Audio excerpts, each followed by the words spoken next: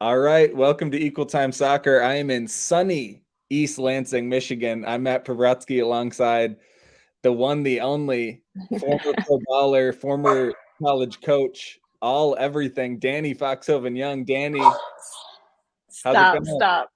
Good. How are you? Happy Sunday. It is also sunny here in Minnesota, so we're enjoying it as well.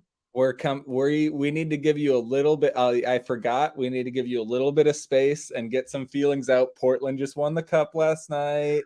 I know. You need to get some emotions out here. A former Portland State legend. You got some Portland Listen, it was the University of Portland. Mm.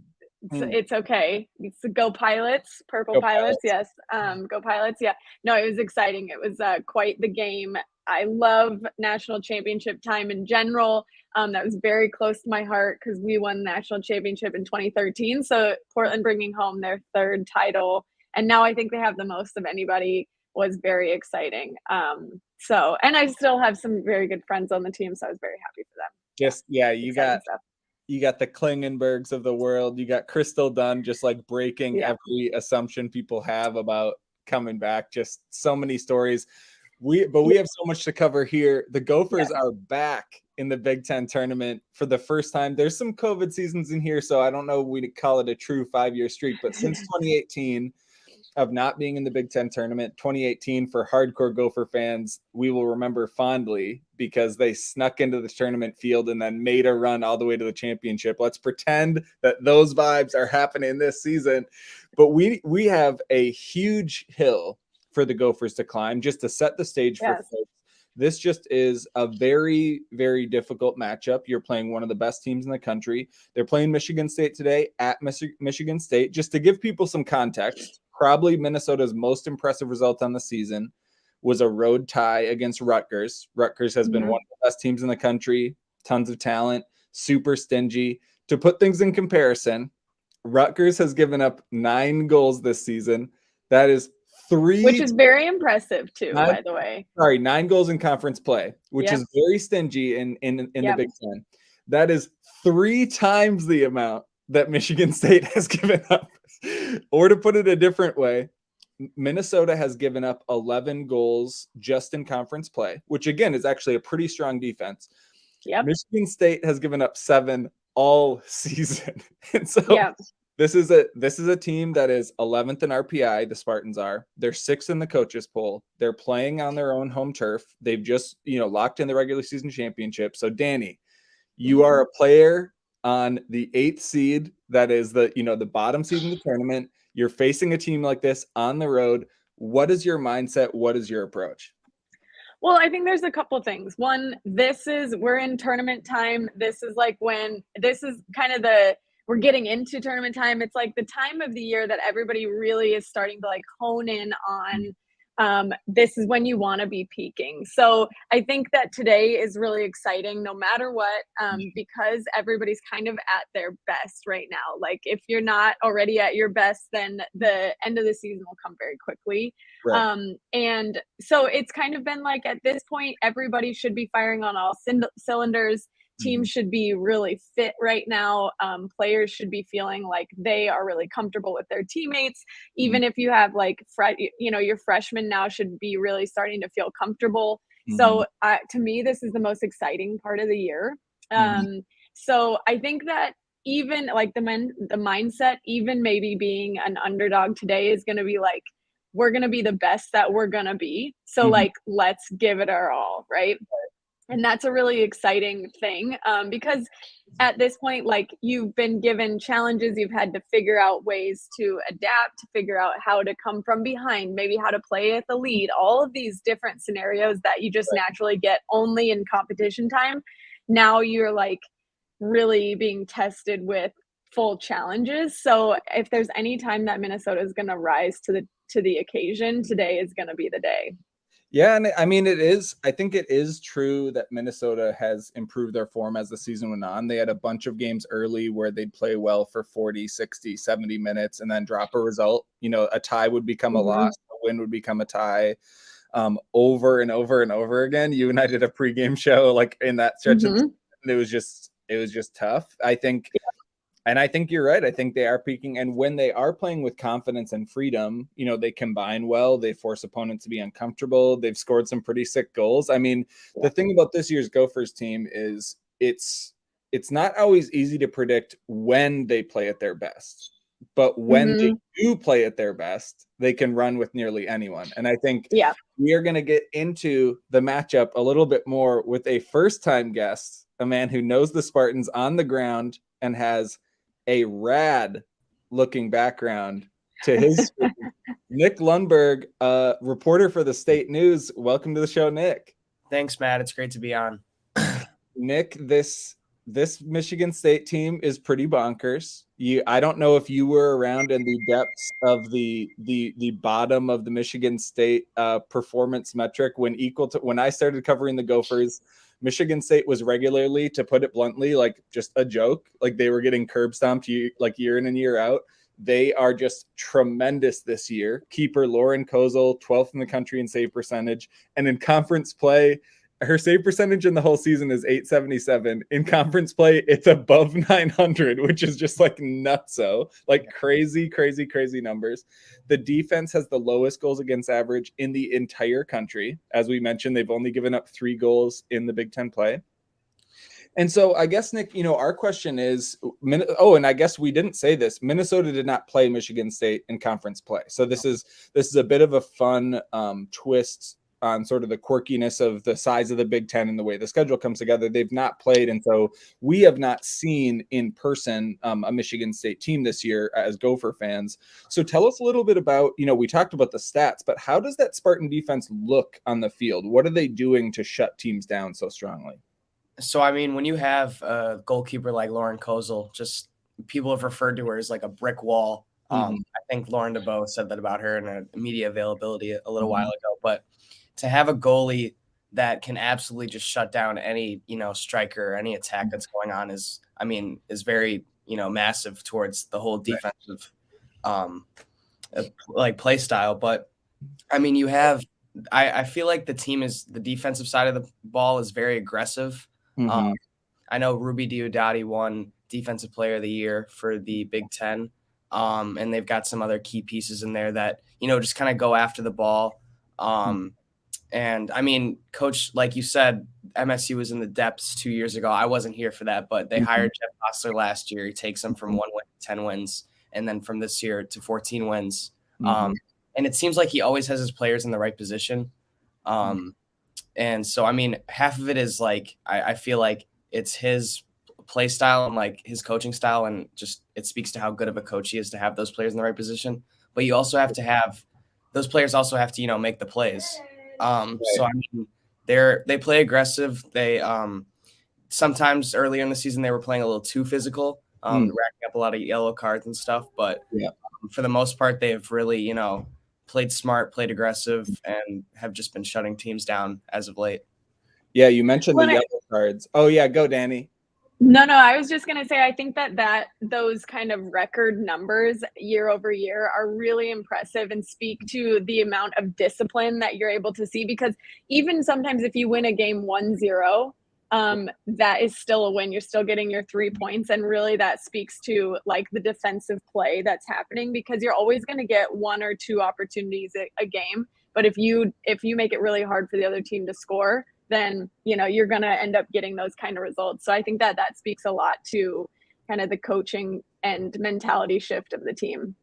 Yeah. And those 1-0 games, those grinded out games have not been ones necessarily where Minnesota has excelled versus, if there's 5 or 6 of those every season, Michigan State this year essentially got results in every one of them. Minnesota maybe has pulled off 1 or 2 of them.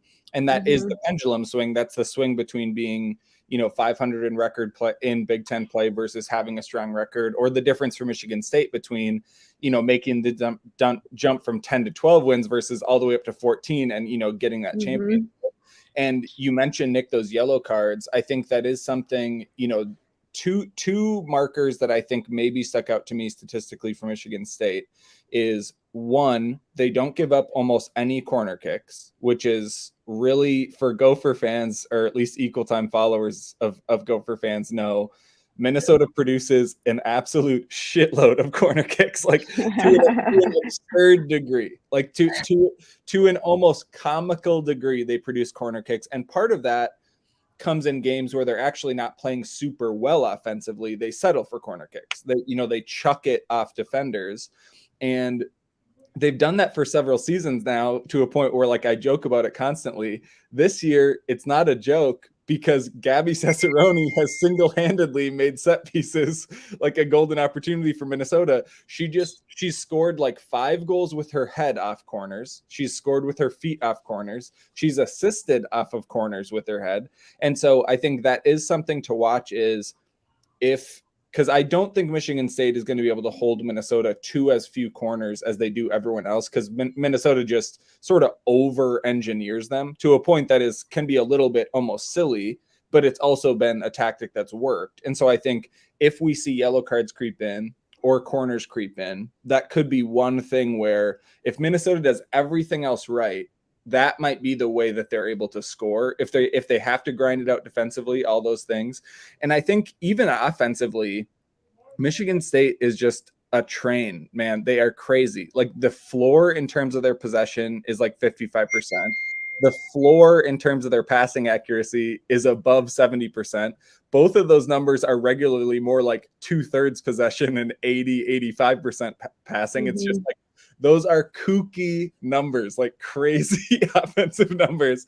And so they're so disciplined. They get down the field, and it leads to chances that are close to goal. It leads to a ton of shots. 2 players on Michigan State are like 150% in terms of shot totals. Like, Bowman and Kaya Harper are the Gopher leading shot takers at like 32, 34. Michigan State has players taking like 50 shots this season, 45, like a high shot team. And so I guess, Nick, when teams have actually tried to challenge that Michigan State attack, or when they've slowed down that Michigan State attack, what has that looked like? Like, is it just minute by minute discipline, like staying in front every second of the game? Yeah, I mean, there were 2 instances I can recall where MSU just absolutely did not have any flow offensively, and that came against Oakland, who I believe is pretty solid, and Iowa, who was, middle of the pack. Right. But those games, a lot of it came down to the fact that they were more physical than Michigan State was. Usually that's not the case this year. Right. On both offensive and the defensive side, the team likes to, go after it. And, we've seen with, like, at Maryland, they had 4 goals. Colorado, they had 3 goals. So we know what they're capable of offensively, but teams that really like to get in there, maybe for like draw more yellow cards than they want. But I mean, sometimes if that physical play can sometimes get in the team's head, it hasn't happened as of like late. But it's happened this season before. And I mean, I can see, like, if Minnesota really gets into it and like maybe plays a little bit overly physical, but can manage to, get in the minds of, get in the back of the head of like Lauren DeBow, Jordan Wickus, who scores a lot of goals, then that could be a key to, Minnesota's success, is just playing, maybe more physical than, they should, but like at the same time, there's kind of that mental factor into it as well. Right. Well, and I'm sure the Gopher backline is watching the show. Obviously, every Gopher player watches every one of our shows, so they will now get physical. Gabby, throw some bows, throw some elbows, get people amped up for sure. And Nick, in particular, for that Michigan State attack, would you say they, do they rely on sort of raw speed and athleticism? Is it more like players able to take you on the dribble, or is it really that passing combination that sort of sets loose a lot of those chances? So, I mean, Hassler talked about it recently. He was saying that in this game coming up, he needs to see more out of the players around Lauren DeBow rather than just Lauren DeBow, because as of late, like, I don't know if you guys saw her goal. I believe it was last game against Rutgers, the one that put him in front. That it was just a beauty of a shot. And I mean, usually before in previous games when the offense is flowing, comes a lot from the passing attack. You've got like players like freshman Emerson Sargent, who made the all freshman team, get in there and then, just drive it down the field and then have like just beautiful crosses in. And it seems like they're always there to put a header in or just volley it in. We've seen a lot of highlight goals coming in from crosses and stuff. And I think, what you said about just the passing attack has been when the team is offensively clicking, the passing is just crisp. It's, the play calling is solid, and just they find those holes in the defense and are able to get good, clean shots on goal, and those lead to obviously goals. So that's just the passing. It's crisp. Well, Nick, thanks so much for joining us again. Nick Lundberg from the State News. Cannot shout out enough these campus papers that do good coverage of these soccer teams. We don't always see it at the U. We don't always see it at every campus. So papers that actually invest, time and energy and resources into throwing folks like Nick on the beat is fantastic. Happy to amplify them anytime we can. Nick, I'll see you out there. Thanks, man. For joining us, Nick. All right. Next up, oh boy, do we have a proud, beaming Michigan State Spartan alum. She suited up for 65 games in her Spartan career, a Spartan legend from Michigan. And of course, Equal Time followers know her from her role as easily one of the fan favorites for Minnesota Aurora. Kristelle Yewah, everybody. Kristelle, what's up? Hello, how are you guys doing? So happy to have you on with us today. So glad to be here. Woke up and know how to rep my Spartan gear. I love that shirt. Is that we love to see it. Is that from your playing days, or is this it is from my playing days? That's a sweet shirt. I want shirts like that style of shirt to be created for Gopher merch. Like, I want a rep where it just says like Minnesota Soccer. Just give us a clean, nice look. I know, a nice little dry fit. I love them. Well, Kristelle, thank you for being on. This season has been so impressive for Michigan State. Tell us what that means as an alum to see what a good season they're having this year. It just makes me so happy. I feel like the talent has always been there within the team, but kind of just needed to put some pieces together. And so I think Coach Jeff Hostler coming in and getting that done, it's been so impressive to see. Every time I've been back home, I try to, go out and watch them play. And then I actually know Jeff personally just from him being my club coach in high school.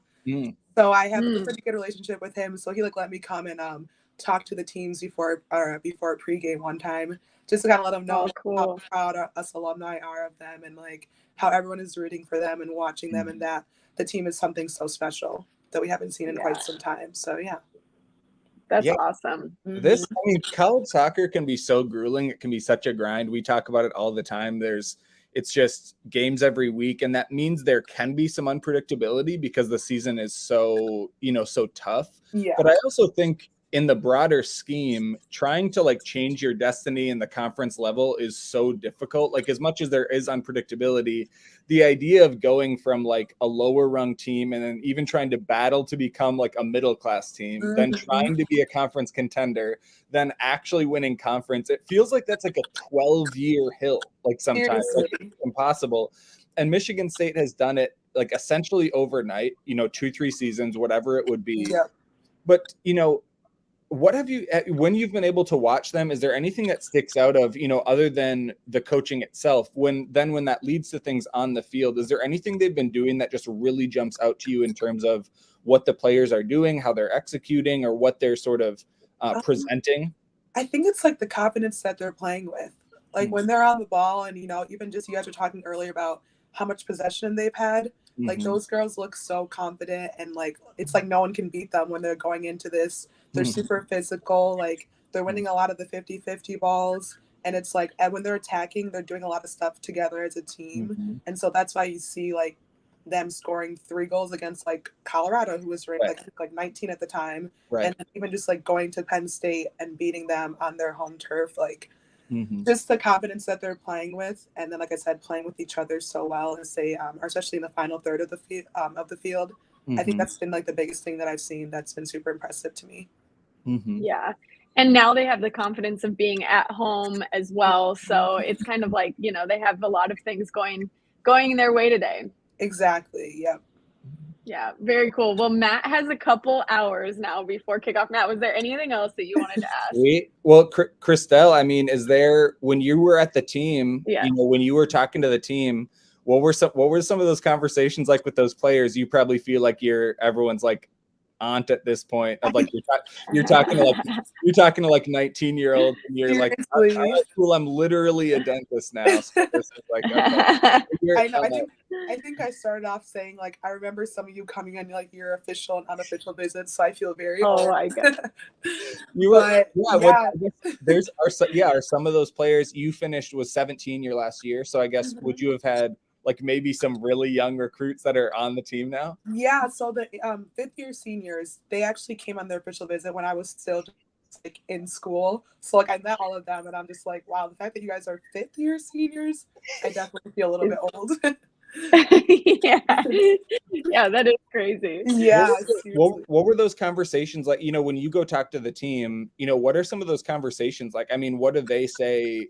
Like, what did it seem to mean to them to have you on the, you there talking to them, or they're probably getting like 10 times the amount of attention they've ever gotten before. Definitely. I mean, some of these players lived through like, bottom Big Ten finishes the way the Gophers have had the last few years, where you just don't get attention. I mean, like when you're not winning, you don't get attention. Exactly. What did the vibe seem like when you were talking to some of those players? I mean, I think they just seem so excited and just, like probably happy to see an alum who's not too far out. So, I kind of understand like what they were going through. But I mostly was just trying to tell them to like cherish the moments that they have, because college soccer, it's like, or even just college sports in general, it's not something a lot of people get to do. So when you have the opportunity, make sure you take advantage of it. And then, like I said, just reiterating how like proud we are of them, and like that this team, the sky is basically the limit for them, and just making sure that they stay together and like play for each other, because no one else really besides like your team of that year understands what you're going through. So just making sure they're like playing for each other. Soccer is definitely a team game. And so it can be easy just to, when you guys are like losing or have had losing seasons, to kind of put the blame on everyone but yourself type of thing. But just to not forget that when they are winning the way that they've been winning too. So. And did they know about your legendary playing? Like, did they know about you? Did they know about your stuff with Aurora? Did they see you getting posted on social? Like, were they throwing respect on you, Kristelle? They definitely were, just because Coach Hostler, he introduced me and was talking about Aurora and all the fans. I think they averaged like almost 6,000 fans a game, like all this stuff. And so the respect was definitely there. That's so cool. I also love that you gave them that advice, because the college years that you're playing go by so fast, especially because the season itself is so short. It's really easy to be like, okay, we're getting into season, and then it's gone in the blink of an eye, and all of a sudden now you only have like 3 left. Definitely, it goes by so fast. So I'm glad you gave them that advice. I'm sure they appreciated it. Yeah. Well, is there anything that Matt should do in the next couple of hours now that he has some time in between? What are the like pregame traditions that he has to go see? What are the hot spots, Kristelle? Yeah. Honestly, so much has changed since I left. Like downtown Grand River is completely different. It's like you won't miss a bad spot if you want to go eat somewhere down there. Okay. Yeah. Brugger's. Is it Brugger's? Is that what it's called? It's like a breakfast brunch place. Are you describing the bagel chain Brugger's to us? No, it's not Brugger's. I can't think of the name of it. It's like right by Rick's All American Cafe though. Are there spots by campus? Like what's a hot campus spot, Kristelle? That's one of the hotter campus spots. Okay. Yeah. It's right by Rick's All American Cafe. I just cannot think of the name right now. It starts with a B. Okay, that's okay. At the very least, we got Gopher families on the road. They're hitting the parking lot by DeMartin, and I will be drinking in the street. Love that. Well, tailgating time. Of course. Exactly. Yeah. Well, Kristelle, thanks so much for joining us. If it would have been even more miraculous if somehow you were in town to bring you back. I wish I was. But you know what? The Gophers probably couldn't handle overcoming both the team and you being there. So it's good that you're not. Huge matchup today. 4:00 Michigan time, 3:00 Minnesota time on Big Ten Network. Gophers are the 8 seed taking on top seed of Michigan State. Dani Foxhoven Young here to join us. Kristelle, Nick Lundberg before that. Thanks so much for being here, guys. Yeah, thanks for having us.